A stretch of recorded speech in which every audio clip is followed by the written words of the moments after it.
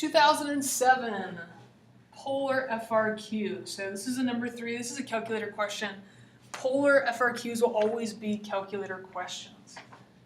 So we're given this graph, which is really nice. So we know what we should, our calculator should come up with for the graph. So we've got the polar curve r equals 2. And r equals 2 is going to be this circle right here. And then we've also got the r equals 3 plus 2 cosine theta. That's going to be this cardioid.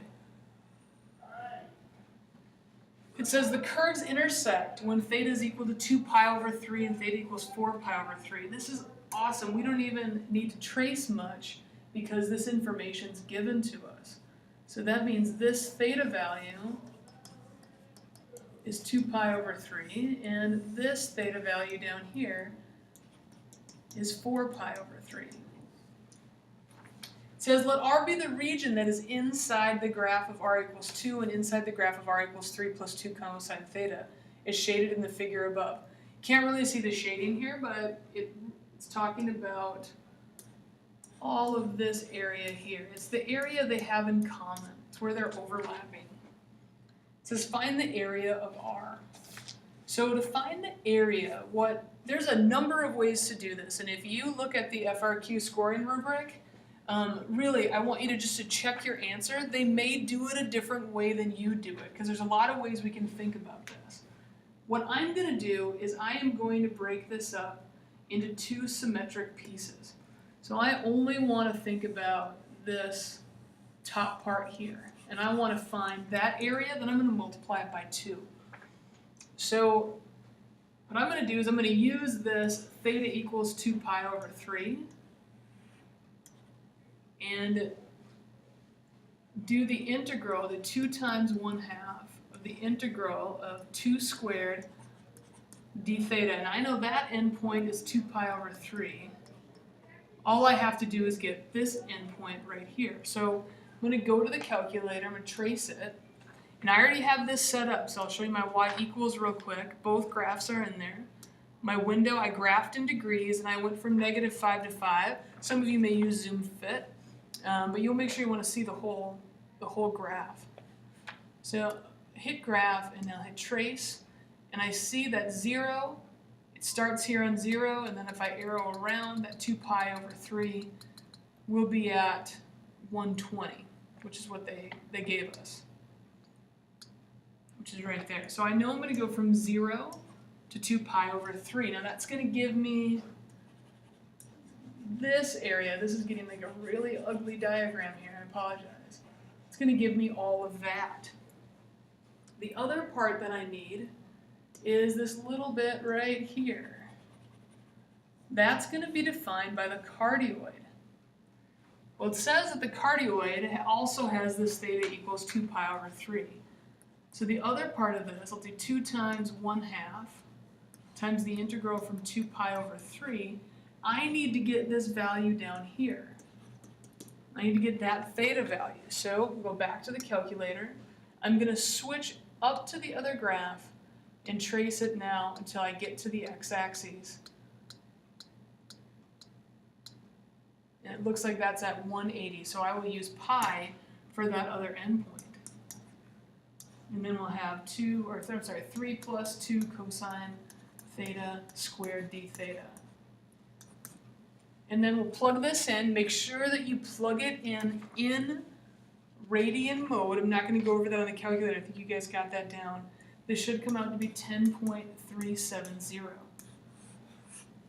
as the final answer. This is a 4-point question. You're going to get a point for one of the answers here, and then a point for the circular part, which is this one, and then this part, which is just a little more complicated, that's going to be 2 points. But it really will depend on how you solve for it. If you look at the answer key, I believe what the answer key does is it does the circle all the way around from, it basically takes 2/3 of a circle and just uses the area formula, just uses pi r squared to figure it out. And then it does the integral from 2 pi over 3 to 4 pi over 3 of the cardioid. There's so many different ways that you can break this up. So again, check your answer, show all your work, and you would get 4 points for this problem. Part B. Part B says a particle moving with non-zero velocity along the polar curve given by r equals 3 plus 2 cosine theta has position x of t, y of t at time t. With theta equal to 0 and t is equal to 0, this particle moves along the curve so that dr dt equals dr d theta. So we see this dr d theta here. That was one of those things that we talked about in the review, dr d theta.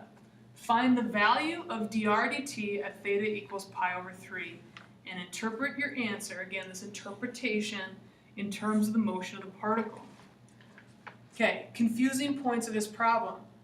dr dt, dr d theta. Why did they even bring dr dt into it? It says dr dt is equal to dr d theta. So I'm going to use that because it's asking me to calculate dr d theta at theta equals pi over 3. So find dr d theta at theta equals pi over 3. Your calculator can do this very easily. Again, have your calculator do the work.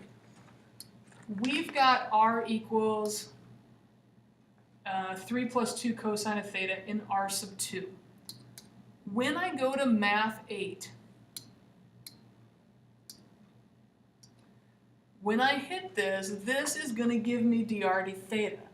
So I'm going to plug in theta here, and then I'm going to pull up r sub 2 at theta equals pi over 3. Now before I hit enter here, I'm going to check my mode and make sure I'm in degree mode. I'm sorry, make sure I'm in radian mode, so sorry. Okay, and then I'm going to hit enter on that. What we get as our answer is negative 1.732. Okay, again, the calculator does the work. Just by getting this number, that's a point. So if you have no idea how to interpret this, you still have a point here. What's important to notice is that dr d theta is negative. Okay, dr d theta is less than 0. So we could say since dr d theta is less than 0, this means that our radius is getting smaller, or the curve is getting closer to the origin. So it says interpret your answer in terms of the motion of the particle. So if we're talking about a particle as opposed to the curve, we would say that the particle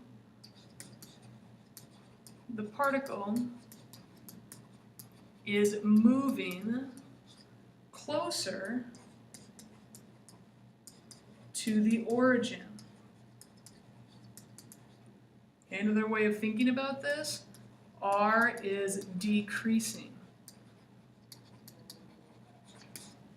Okay, because r d theta is less than 0, that means r is decreasing, and in terms of the motion of the particle, that means the particle is moving closer to the origin. That interpretation is the second point for this problem. So we are at 6 points total now for this problem. On to question C. For the particle described in part B, it says dy dt is equal to dy d theta. So we're going to focus on dy d theta. Find the value of dy dt at theta equals pi over 3 and interpret your answer in terms of the motion of the particle. So dy d theta. Before we can find dy d theta at theta equals pi over 3, we first need to come up with a formula for y. And the y formula is going to be r sine of theta. When I have r sine of theta, it's going to be important for us to plug in the r equation in for the r in the y equals equation. So y is equal to 3 plus 2 cosine of theta times sine of theta. Now what we want to do is we want to find the derivative of this at pi over 3, but we don't want to do that by hand, we want to use our calculators. Since we're no longer have an r equals equation, since we have a y equals equation, we need to be in function mode. We want to be in function mode. So I'm going to switch the mode of my calculator to function. And then I'm going to go to y equals, clear out whatever I have in there. And in y1, I'm going to put in my y equation. Now, when I want to put in theta, it will still say x. I've got 3 plus 2 cosine of x times sine of x. And that is my y equation. In order to find dy d theta at theta equals pi over 3, I'm going to do math 8. I'll put in x. This is y1. And I put in pi over 3 as my value. And then I hit enter. And for this, we get exactly 0.5. What does this mean? What does dy d theta mean? Go back to kind of what we had on that previous page. Dy d theta is greater than 0. So that means something's increasing.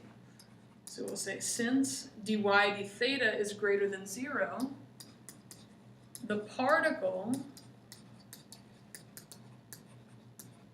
is moving further from the x-axis. Okay? Y gives us a distance from a point to the x-axis. So the particle is moving further away from the x-axis, that's the end, and ultimately that is because y is increasing.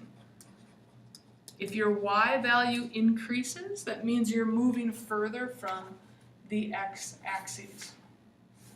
This was a 3-point question. 1 point for writing out your equation for y equals. 1 point for getting this value, 1 point for the interpretation. And what I want you to get from this is that even if you struggle with the interpretations, knowing your formulas can give you a good amount of points on a problem like this.